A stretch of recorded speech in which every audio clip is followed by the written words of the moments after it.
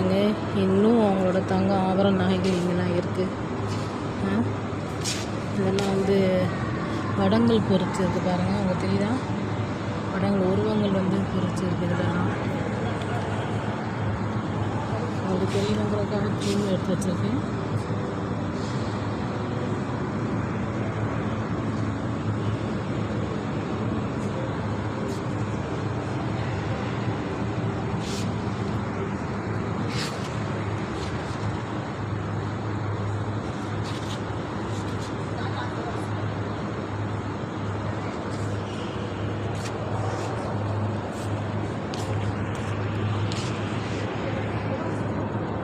இதெல்லாம் அவங்களோட எழுத்துக்கள், நாணயங்கள், இது அந்த காலத்து நாணயங்கள். இதெல்லாம்